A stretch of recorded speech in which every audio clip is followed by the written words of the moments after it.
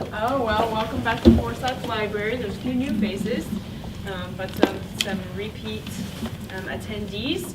I'm Jennifer Sauer. I'm the Scholar Services and Electronic Resources Librarian here at Forsyth Library, and I'm also part of the Scholarship Environment Committee and the SACAD Subcommittee, and we're so very interested in making you all into researchers and scholars. So the library has teamed up with those two committees to put on these workshops for you. Today, it is tips and tricks creating a research poster. We have Dr. Brooke Moore, Assistant Professor in Advanced Education Programs in the College of Education, and Dr. Arvin Cruz, Associate Professor of Chemistry and Chair of the Chemistry Department right now, to let you know about what it takes to create a research poster, what needs to be on it, what doesn't need to be on it.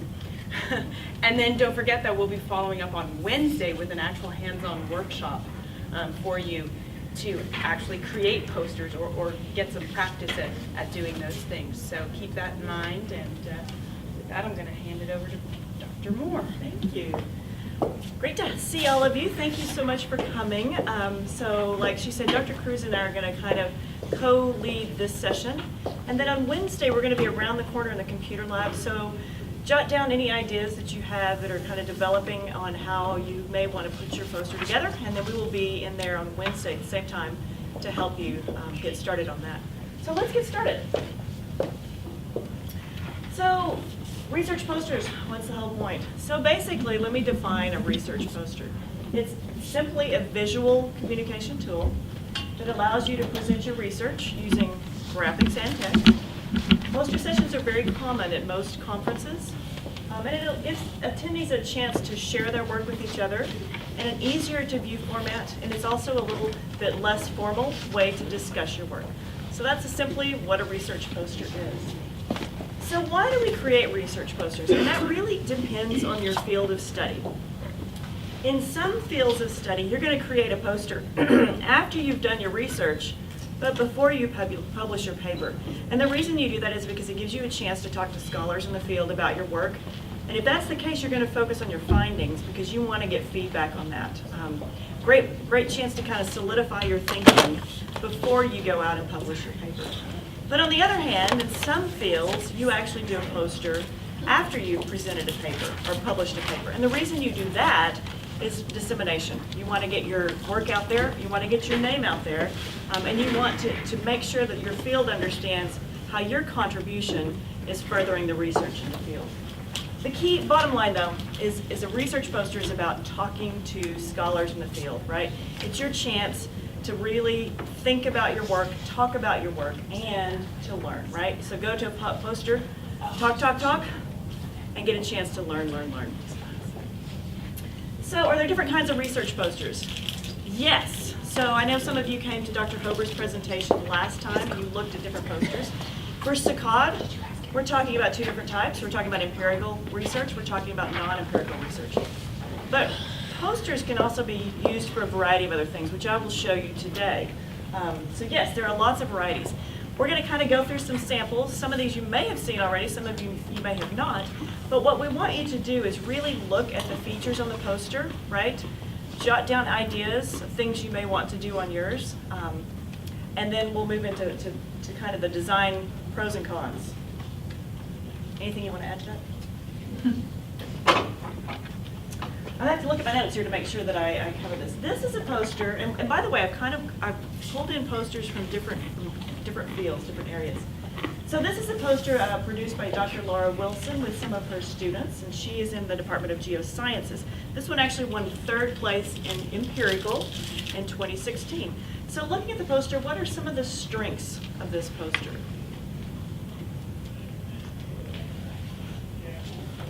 You can't really read the content, but just looking at it visually, what are some things that you were noticing first off? Pictures. Yeah, go ahead. Just call out. You don't have to raise your Have hand. some figures to attract the audience. Okay.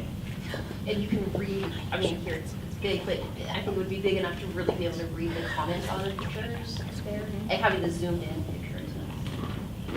Someone over here should say. Just, I think just the pictures, you have pictures which shows illustrations of what is being discussed on the project. Very good. So if you'll notice on this poster, some of the key features I want to kind of highlight. Obviously, there's a title, and she's included Fort Hays State University, right, Department of Geosciences.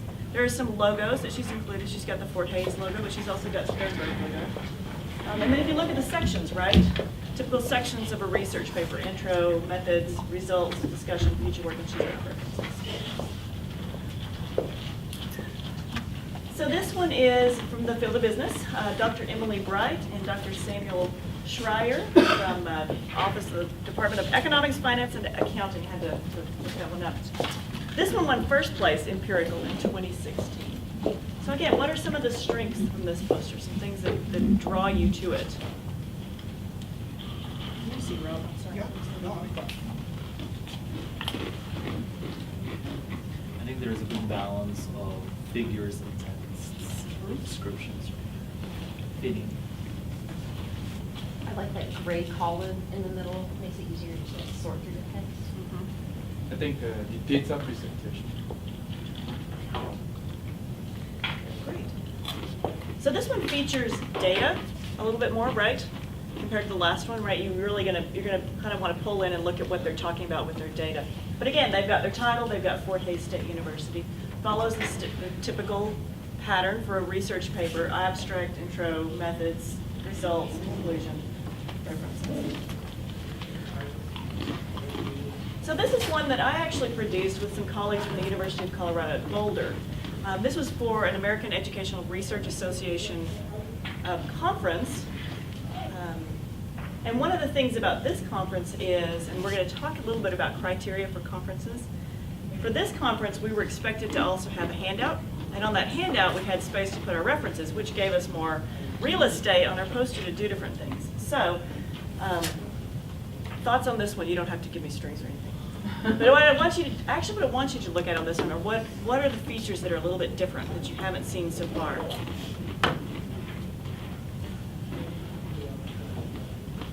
Everything's a little more compact, and the color contrasts are really good. I like that. So use a little more use of color. One of the key things I wanted to point out down here, which you actually can't read. This research was supported by a grant from Investing in Innovations, U.S. Department of Education. So you haven't seen that yet. Okay, we're going to talk about that. Those are some key things that you may have to put on your poster as well. Dr. Cruz. Okay. Well, this one is the poster that I submitted last year. And Which won first place? Okay, there you go. I don't want to say that, but thank you for saying. Yeah, might as well. So, the nice thing about this poster is that after the Saccad, initially it was intended for Saccad, but because I think it was done okay and in good condition, I actually reuse it for an actual professional conference. So sometimes, if given a lot of thought and a lot of time, you can create a poster that can tackle two different audiences. So that's part of the planning. You really want that poster to kind of talk to different set of audience. Now, most of the time, probably it's going to be an audience-specific type of poster, but if you have a chance, it's a very good way to do it, so that way you don't have to reprint and reproduce the poster. So, and this one is a little bit more on the technical science side, and it has the key parts in there, and then there's probably something that you have not seen before, which are the references follows a certain professional format. So in this case, it's following what we call the American Chemical Society. And it's okay to actually adopt those professional formats when you're actually presenting the poster. So again, you have to consider that audience. And any points that you want to comment about this one, and Well, it's okay to include negatives. Talk about, you and I were chatting about the software that you have that creates this. Oh, Right? that's right. Part of the creation of this poster is that I use also conventional tools that are very specific to chemistry. So you can take advantage of those things, and the nice thing about technology these days is you can easily cut and paste and import, export files. So don't forget to use those things, because probably especially if you're presenting in a professional conference, your peers will be actually be able to relate to that. So don't hesitate. Sometimes you need to consult especially for students, you need to consult your faculty mentor. If there are tools that are being used in your discipline, So I don't know, let's say maybe music, and when you're trying to put some musical notes in there, I don't have the tools to do that, but those are the things that are available to you. So it's not just Word, Excel, and PowerPoint. So please feel free to use those things and be exploratory about that aspect. So this one is actually a non-empirical study, so a little bit different. This is a poster that Dr. Betsy Crawford and I presented at the Contemplative Practices in Higher Education conference. And so the study was looking at implementing mindfulness and reflection in higher ed online classes. So layout is a little bit different. Thoughts on this one? I like how you have left align, right align, and center, because the columns are all words, so it'd be hard to. This is what I want to point out. So we're going to talk about this, right? Different ways that you can extend the conversation away from your poster so that it's not just two-dimensional. And this one is from Amy Schmierbach. She's in the art department, professor of art in the art department. From last year, I believe this one won third place non-empirical last year. So this is a different way of, I love how she uses color, love how she uses images, that sort of thing. And I also wanted to point out in hers, you've seen so far kind of everybody's using things in thirds. You don't have to do that, right? There's no rules of thumb on how to do this, but I love how she begins at the top and she kind of breaks that pattern. So you have some artistic license, and we'll talk a little bit about that later on in this presentation and also on Wednesday. I think it's also a good demonstration of that chasm that we kind of think exists between the sciences and the humanities, and particularly art, whether performing or fine art. It's like that information can be presented too. So if that's your wheelhouse, it can be presented as research, because that's what it is, creative activity. So it's an interesting taking of that creative piece and then explaining it, in this very professional and research-oriented manner. So we're going to just start off with some considerations, right? The first one that I really want you to think about is where you're presenting. And Dr. Cruz kind of hit on this to begin with, right? Your audience. First of all, think about your criteria, because when you're presenting, like for example, at SACAD, you have to decide whether you're doing empirical or non-empirical. But if you're presenting at another conference, there may be specific criteria that you have to include in your poster. Make sure you do that so that you don't get your poster cut and you don't get to present, right?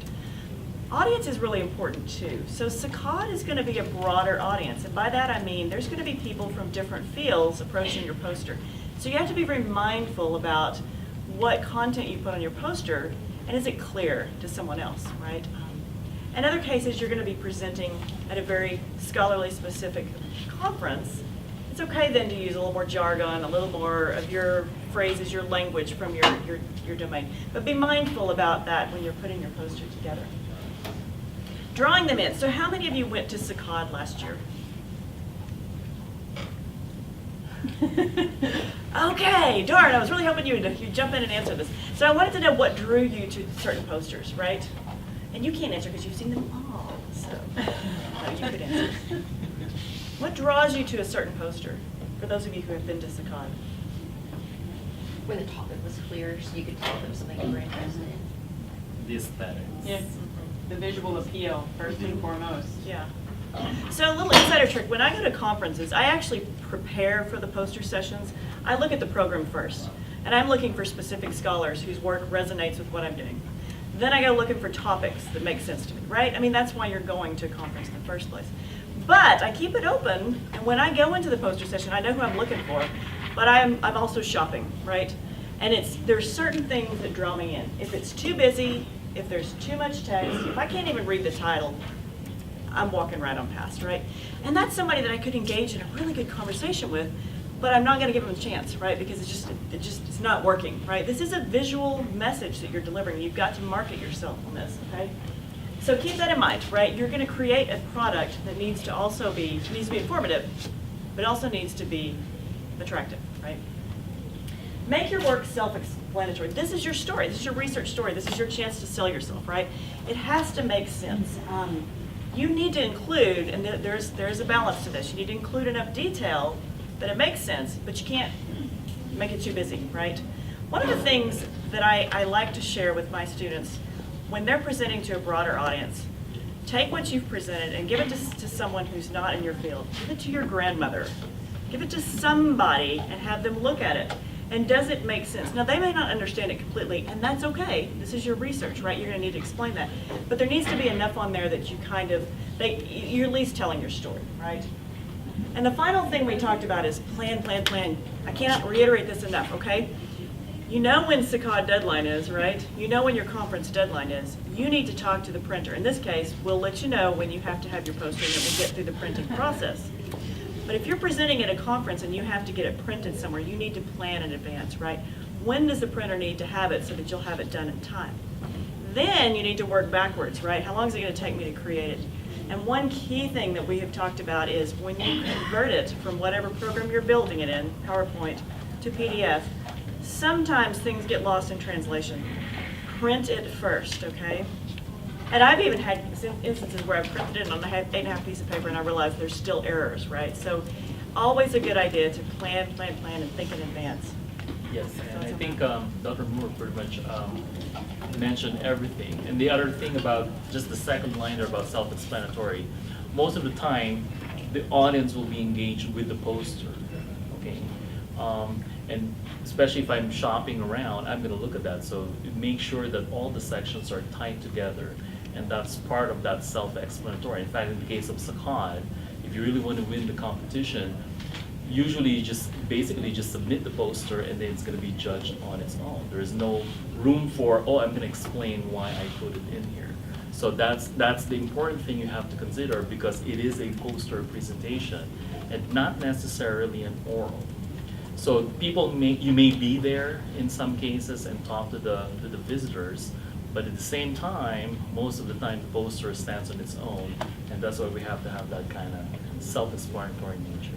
So the judging is just of the poster, okay, not the presentation. Right. We do have People's Choice Awards, though, at SACAD specifically. Those conferences are not going to have that kind of event, but there are People's Choice Awards for the different categories and stuff. So, yeah, that's an opportunity too, though, as well as making it self-explanatory, though, to also really appeal to the people who are shopping. Mm-hmm. Absolutely. Okay, so we have narrowed it down to the 3 A's, the A+ for poster design. You got to hit these 3 A's to make it an A+ poster. So, first, accessibility, right? Is it readable? Now, on Wednesday, I'm actually going to have print-ups on paper of the same paragraph in different fonts and in different styles, and I want you to be able to you're going to walk back and forth to it and see when it's readable, right? It's really up to you, but you kind of need to make sure that your poster is readable, because sometimes there may be people here at your poster, sometimes they may be further away, right? Accessible. And you can choose serif or sans serif. People have arguments about what's better, what's worse, whatever.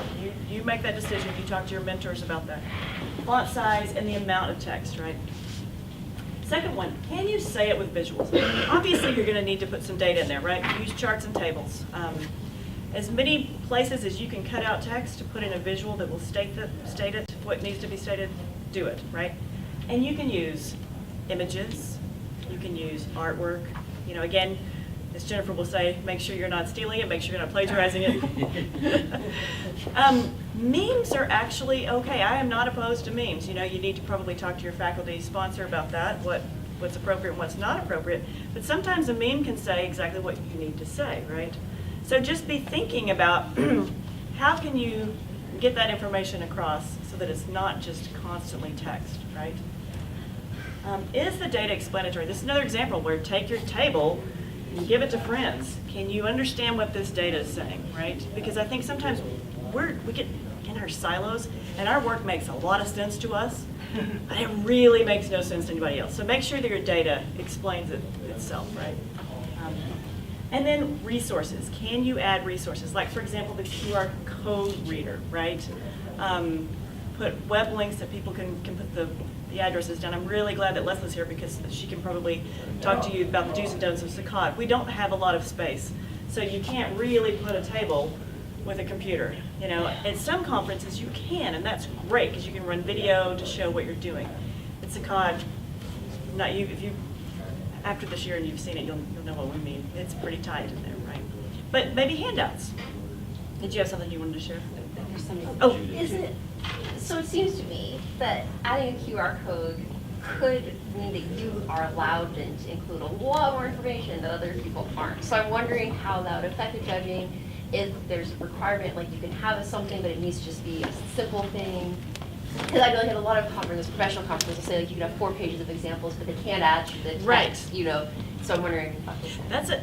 She brings up a really good point too about the criteria. Make sure that you really read that criteria of what can be included. But in terms of For SACOD, SACOD, the reviewers are not going to look at the QR code. So what you see is what you get, and that's what will be scored. However, it is perfectly acceptable to include a website or a QR code because hopefully your research or your project will be so intriguing, so fascinating, you will want to share more information and people will want to check it out.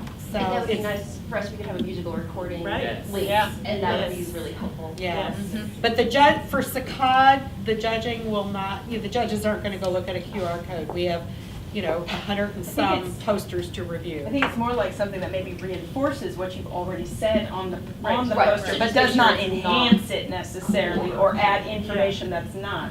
But it's, Yeah. yeah, it can add Kinda. information that's not, it's just not But gonna not- be scored Right. at SACOD, but it's really a great idea to have something like that as a resource for the people that are walking around and are so interested in your topic, they wanna learn more about it. And plus, as I said earlier, you might want to even use these posters for an actual professional presentation that, and it's good to have it there in the first place. and like I said before, it extends that conversation, right? It provides a little bit more information that you can't necessarily do in that two-dimensional space. Okay, acknowledgments. We talked about this. What criteria absolutely positively has to be on that poster, right? Make sure that you acknowledge the organization, the conference, SACOD, by following directions, right? That's key. Author order. This is a tricky thing. You probably need to talk to mentors, faculty about this. Key rule of thumb: first author is always the person who's done the brunt of the work, and then it goes down to that order. So the last author will generally be the person who's not done as much work. Now, I recognize, and this happens in my class, it's collaborative effort and everybody has contributed equally. So you need to discuss this. If you're doing a collaborative project, you need to discuss this. You need to discuss it early on because with scholars, this can be a point of contention many times, okay? If you have questions about it, you can always ask us. You can always ask your faculty mentor. We'll be happy to help you with that. Who else needs to be recognized? If your research is being funded by a grant organization, by a foundation, you need to acknowledge that. Make sure that you put that. You may even have a grant number like we did on that one project. Be sure that that is on there. Fort Hays, if you're representing Fort Hays someplace else, put the logo, right? Because we're really proud of what you're doing and we want people to know that, okay? Put that logo in there. And you know where to get the logos, right? You don't know where to get the logos for Fort Hays? Okay, so I think if you can Google Fort Hays logos and it'll take you straight to the page. University Relations has University a Relations, site right. with the logos. You can do it on with black and white, you can just do the tiger, you can do, right, They there's have all a different variety of kinds. them. So put that logo on there, absolutely. Who else needs to be acknowledged? I'm forgetting who needs to be acknowledged. I know who doesn't need to be acknowledged. Well, sometimes also, if there's a logo that has the department name in it, it will be very good to advertise that, hey, this is a product of chemistry. And stuff like Well, and that. if you work in collaboration with someone from another university, you need to Yes. make sure that they also have their acknowledgements on there. Who not to acknowledge? Now, I realize that you may have a roommate or your mother has helped you out with ramen noodles every night. You need to acknowledge your mom separately, but not on the poster. So keep in mind, the poster is just for people who did the research, right? You definitely have people you got to thank along the way, but if they have not been engaged in the research process, thank them separately. Okay, and the last one is fun, aesthetics, right? This is really what makes the poster so attractive in the first place. And it was interesting, Dr. Cruz and I from two different fields and talking about how we put posters together. we came up on this first bullet. You know what? We really do sometimes feature different things in posters. And this is what you need to think about, right? What is it you want to feature the most? For example, if you have not published the paper yet and you're still messing around with the findings, trying to figure out what you're wanting to discuss in your paper, you're going to want to feature your findings, right? And this may be where you lay them out on the paper. It may be how you organize it, right? So you have to think about what is the most important thing. If you've already done the research, you've already done the findings, you may want to focus on implications. Where do we go next, right? Because that may be the conversation you want to have with scholars in the field. So you have to think first about what's key, right? What's the conference I'm going to? What is it I want to focus on? Did you include visual breaks? So one of the things about posters is sometimes it's a little bit overwhelming, right? You leave the poster and you're just kind of, oh my God. Keep that in mind, right? So when you're, this goes right back up to accessibility. When you're thinking about the amount of text that you need to put on your poster, you need to start editing, right? Be very succinct with what you need to say. Be terse with your words, right? Cut out words that don't need to be there so that you can create a little more dead space. You know what I'm talking about with dead space, right? So, we go back to our poster has ample dead space, and it needs to. It's a poster on meditation, right? This poster does not need to demonstrate all of these, right? It's telling a completely different story. So we capitalized on the negative space where there's no talk, right? Does that make sense? So be thinking about that as you're developing your poster. Make sure that you have room in there for people to think, to just rest, right? And then finally, like we mentioned before, is it going to convert? So after you've created it, you've got some fabulous JPEG images, you've got all kinds of different things in there. When you convert it, save it to PDF, what does it look like? So you'll have to kind of look at that. Anything I missed? So sometimes, just to add here, I think Dr. Moore already mentioned this, but I'm just going to reiterate it again. Sometimes, especially if you have completed the work, and there could be 3 different areas that can stand alone independently, you really have to make a call. Are you going to focus on methods? Are you going to focus on findings? Are you going to focus on the whole thing? Remember, there's very few spaces available to put the information, and then that's where it ends up becoming very, very full of information. So you really need to kind of tell it down, what is it that you really want to focus on, and maybe go from there. You don't have to talk in all aspects of the entire research that has been collected for 5 years. Sometimes we're guilty, we want to put everything in there in one single poster, and then it becomes overwhelmingly full, and that's where I don't have the space anymore because I want to put everything. Just like when you're shopping, it seems like you want to buy everything, but you can only accommodate a few information. Given the size, which is 2 by 3 for Sakat, that's another issue there. So you need to know the size of the poster and all those things, and that's where the planning really becomes very important. So I'm going to kind of talk you through how I create a poster. This is going to be a poster that I've actually created for the fall. I got to get my notes here, so I'll make sure I tell you exactly what I want to say. So this is actually, the first thing I did when I was thinking about this is where was I presenting and what was it I wanted to focus on. So this is actually, this poster that I create is at a conference for practitioners, right? So it is, my field is teacher education. So I was presenting at a conference for fellow teacher educators. So it would be faculty members from other colleges of education, but it would actually also be actual teachers. The focus of my work is moving research to practice, right? So I know I need to talk about the research, but I don't want the whole poster to be talking about research. I want the poster to focus on practice. How do you take what I learned and put it into practice in your classroom, right? So I already know, here's my audience, right? I know what I want to focus on. So I need to give some serious real estate to practice. How are you going to put this into place, okay? That was my conference, that's my audience. You got it, okay. So the first thing I actually do is I just take a piece of scrap paper and I actually mock it up, okay? So here I've already talked through my process. What do I need to include? Well, I need to include your research. What did I do? What did I find? Oh, I need to include a problem of practice, okay? So already I've thought, oh no, I need to put this in a different order. So why am I doing this, right? Why did I do this research in the first place? I need to include some of the literature, because that's kind of important. I want them to go back to the literature, right? But I really want to focus on, and it doesn't really matter what the topic of the poster is, right? The notes that I took. I want to focus on the collaboration that the students were doing and how do you foster that in class. I want to focus on how they were reflecting on it and how you foster that in class. And I want to use some student quotes. And then I came up with the idea, oh, I'm going to put a student quote in the title, right? It's going to be my gotcha. And then for me, I love to think about my theme on this poster. So I came up with something. I'm gonna look at collaboration clip art, right? What's out there? Maybe there's some memes that would be on class. This is, by the way, this is all on students collaborating in groups in schools. And then I also thought about maybe like thought bubbles or talk bubbles, right? So that's kind of those are my visual things. You don't have to do that. That's just something quirky that I do. But I think it makes it fun for me to create posters, and I think it draws people in, right? So what you're going to get now, I'm going to give you some guided steps, but I'm also going to give you, I decided the best way to do this instead of actually doing it in front of you was to do a screencast. So I'm going to show you, I'm going to go through the process, and again, we're going to do something very similar on Wednesday. Dr. Cruz is going to do something as well. So here are the steps that I went through, and you'll see this, so if you want to kind of follow along in this, you'll see me going through sizing the poster, guidelines, entering the content, visuals, poster title, et cetera, et cetera. So here we go, and I hope my video works. It worked a minute ago.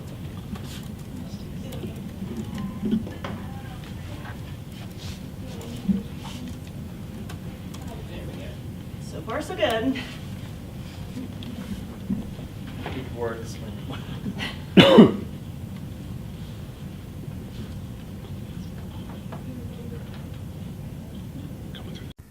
Okay, so in this short video, I'm going to guide you through the process of using PowerPoint to create a poster. So I start by opening PowerPoint. And it opens to a default page, but I want to keep in mind the criteria for the poster that I'm presenting. Saccade has specific criteria for poster size, but for this conference, I have a size that I can use. I go to the Design tab page, I click on Slide Size, and I go to Custom Slide Size. I'm going to do Landscape, and I want my poster to actually be 3 feet high by 4 feet wide. So 4 feet wide is 48 inches. 3 feet high is 36 inches. I'm good to go. I want to ensure the fit. Okay, so now I have my poster. I tend to get rid of this because I don't really want to use what they've got there. So I'm going to go ahead and edit and cut. So I have a blank palette to work with. The next thing I do is I create guidelines. You can see that this is already visual. They've created those for you here, but you can go to your view menu and you can select guides if that's not the case. I also like the ruler. I tend to use that from time to time. I do not do grid lines. That's just too much to me, but you use what makes sense for you. So here are my guides. I want to break as you know, for my mock-up, I want to break this up into 3 sections, so I need to create a new guide. I do that by right-clicking on that, and then I'm going to visually kind of place thirds. You can, of course, do this mathematically, but for the sake of speeding this process up, I'm just going to visually kind of create that. I also know I want to save some space up here at the top for a title. So now I somewhat have my mock-up of what I want to do for my project. My next stage is to enter the content. To help this process along, I have already created a document that includes the titles that I want to use for the sections, as well as the text, which makes it easy to be able to cut and paste and enter it into my document. So the first thing I'm going to do is I'm going to insert a text box. And I'm going to kind of create a text box that's going to be about where I want the first text to go. Come to my document, highlight, copy, paste into my document. Okay, well that clearly isn't going to work, right? So I'm going to need to revise that text size.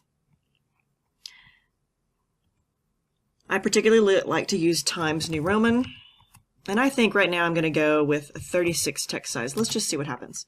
Okay, that gives me the space that I want. So number 1, I enter the text, I format it. I chose Times New Roman. You choose the font that makes sense to you.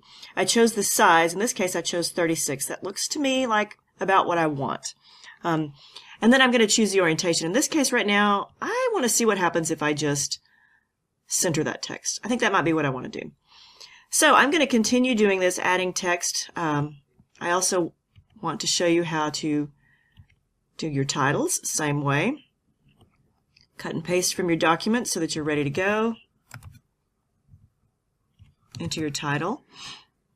Again, I prefer to use Times New Roman, but you can do what you want to use. That looks like a pretty good size. I'm going to center that. I'm good to go. So now I'm going to continue adding text across the page. And voila, there's my text and my titles. So my next step now is to enter my visuals. What's great about PowerPoint is you can use PowerPoint to create graphics. You can use the design features insert features to create shapes, do smart art, all kinds of things you can do. Once you've created something, you can then save it as a JPEG image and then simply insert it. So that's what I've done. I'm going to now insert some pictures, which are my graphics.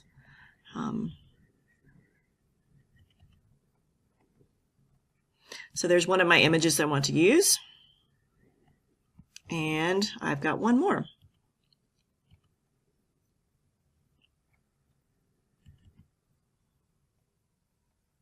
Okay, my next step before I really start tweaking this and making this pretty is to figure out what my title is. And so like I said, I decided I wanted to use a quote from a student. So I'm going to put that up here. I'm also going to include the logo. So let's start with including the Fort Hays logo. And there it is. I'm going to put it somewhere over here, and I obviously want it to be a little bit bigger so it shows up. And then I'm going to import my title, again inserting a text box to do so, and then cutting and pasting and entering that text. Okay, I now have all the information I want on my poster, so now is the fun part. At least for me, it's the fun part. This is the design part. This is when I get to decide what are the graphics I want to use, what are the colors I want to use. What about visual space, which currently I have plenty of visual space, right? So how do I want to move things around and play with them? As I mentioned to you before, I had some ideas on what I wanted to use, but I've landed on the idea that I want to use talk boxes. So I'm going to kind of start playing around. I want to make sure that's close enough so that I can see that that title goes with this text. And then I'm going to insert a shape, because if you happen to notice, there are talk boxes right there, callouts. I think I'm going to go with this one. I'm going to create the box that goes around that text. Now, it pops up on top, so I want to right-click, send to back. And I want to send it all the way to the back. Okay. Now, what I also notice is I can play with this feature all that I want. I can move this any place I want. And then I can play with my colors, so I can format. Maybe I want to use more of a green color. And I don't think I want an outline. I think I'm going to go with no outline, right? So I'm going to keep playing with this, and then the very last thing I want to do is I want to group this together. As soon as I've got that placed in exactly the way I want it, I'm going to highlight, and then I'm going to click the Shift button and make sure that I've selected all the parts. And then I'm going to right-click. Oops, I just deleted off of that one. And I'm going to group them. And when I group them like that, now I can select on the feature and I can move it wherever I want it, which helps with my design. So I'm going to take a moment and I'm going to create my talk bubbles across the screen and play with it a little bit and show you what the finished product looks like. And ta-da, there's my poster. So one of the things I do want to show you is this design tab. You can get a lot of ideas. Of course, if you know PowerPoint, you're familiar with all of these. But what in particular I want to show you is this tab, which shows you your colors. You can go with color schemes, right? You can kind of pick a color scheme here. You can also pick font schemes. So your title would be this one, your text would be this one. And those are some great ideas that you can choose for just kind of playing with your aesthetics and your design. So my last step here is I'm going to zoom in on all of this, and I'm going to double check and make sure I don't have any major errors, editing, that sort of thing. So proof it carefully. After you've done that, kind of scoot out and then go back to your view and get rid of your guides. And take a moment here to look at your poster, right? is this is aesthetically pleasing, right? Does it make sense? Is this exactly what I want to present? And then your final step is you're going to save it as, I'm just going to save it on my desktop, as a PDF. And like I mentioned before, you do want to check to make sure visually everything worked. All right, so there's my PDF. Let's make that bigger so I can really get a feel for it. Looks pretty good to me, so my last step will be to print it up, proofread it one more time, and then I am done. So there's the design process. I hope you enjoyed it. Okay, so that was a quick and doesn't generally go that fast. There you go. So a couple things I did want to point out. To kind of ease that process along, I already had my paragraphs written, right? And I knew about how much space I needed. So that's a great idea for you, so you're not actually writing it as you're building your poster. Maybe actually get your content kind of set up in a Word format first, so you know what your categories are, what your text is going to be. It's much easier to edit your text in Word than it is in PowerPoint, which you probably know because you probably use PowerPoint. Any other thoughts and questions?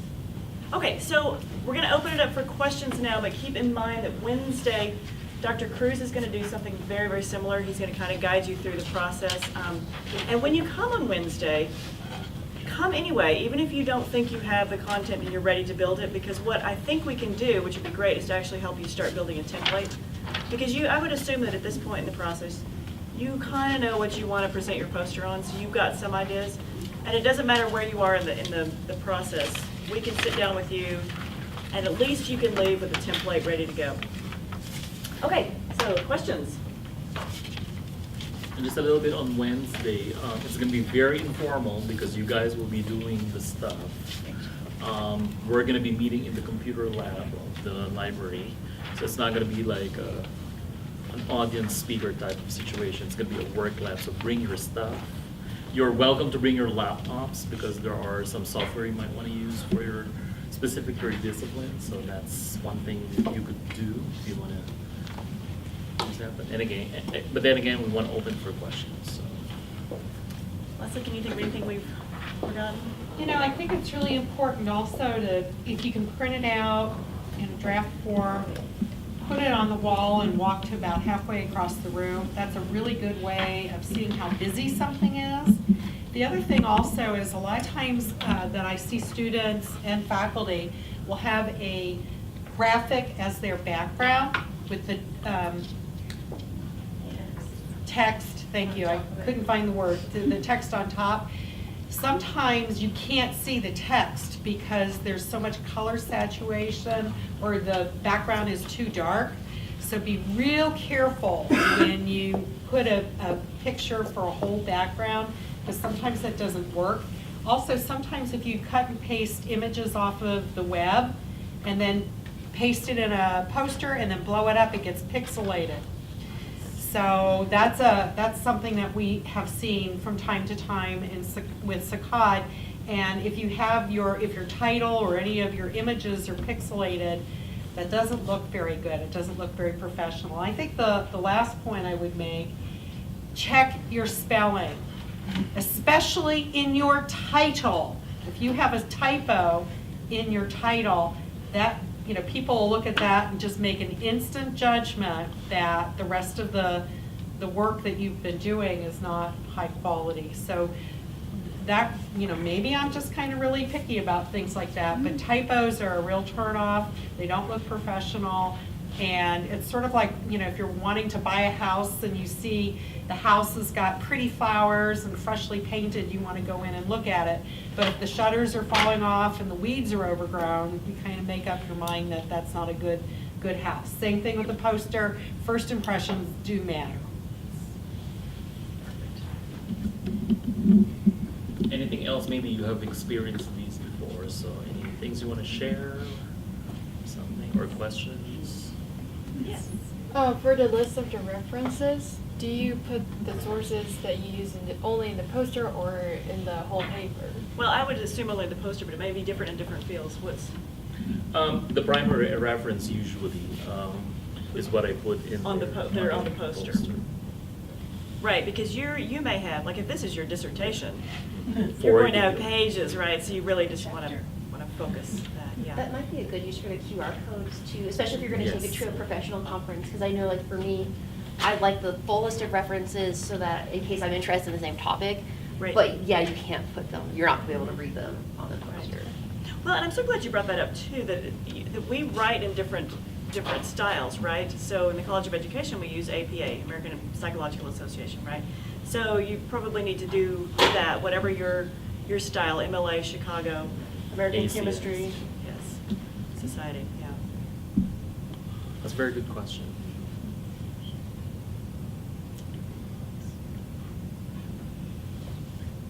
Do you have any kind of suggestions, maybe other than PowerPoint, or I know it's a Well, that's true, because responsive. we discussed this. Our go-to is PowerPoint, but you may actually be using something else, so. Like Publisher. Yeah, Illustrator, a lot of people use. Do you have thoughts on what you might use to make your posters? Have you thought about it? We're using PowerPoint. Yeah, there's these PowerPoint. Okay.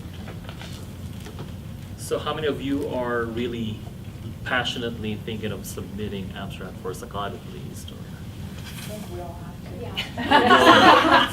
There you Very go. passionate. Yes, you don't have to, you mean you really, really You want want to. Want, yeah. You might win a Excited. prize with that. And we want you Yeah. to win, you know. Yeah. Oh, Okay. Can you guys review the dates for Sakad as well? Of just like what are the abstract due dates and. Okay, so the portal closes April 1st, but it's, when does it open? March 1st. March 1st, opens March 1st, which is next Thursday, so you have until April 1st to get your poster. 11:59 p.m. And do it Not sooner rather 12 than later. a.m. because that's the second. And then we do have, I think they're running here, we do have some presentations coming up too. And I would recommend, I believe it's March 7th, there's a presentation on giving oral presentations, which will be kind of useful because there is a time frame when you're going to be standing by your poster. Now, you're not going to be giving a speech, right? But you're going to need to talk about your work. Sometimes people will say, tell me about your poster. Right, so then you have to kind of be prepared to give them a little bit of a Elevator spiel, speech. right? The elevator speech, yes. So what happens on your poster, right? So that might be a really great workshop to go to. And then there's another one on professional etiquette on March 28th. Yeah. Check Tiger Day. Has it been flipping through? I only have the, You just have these the two, next one. this Oh, week's okay. Got it. going on right now. So check out Tiger Daily. So those are really good After you're workshops back coming from up. spring break. They'll be in the library's Facebook The page as well. 28th, March 28th, yeah, is on etiquette, so professional dress, decorum, how to speak, well, other than the oral thing, so but yeah, how to present yourself professionally, just like your poster. If you're not conducting yourself in a professional manner, there's judgments made, snap judgments made as well. Alex, do you have a question? I thought you were raising your hand. All right. All right. Thank you so much for coming. And if you have see any you. questions, let us know. We'll see you hopefully on So Wednesday. again, Wednesday in the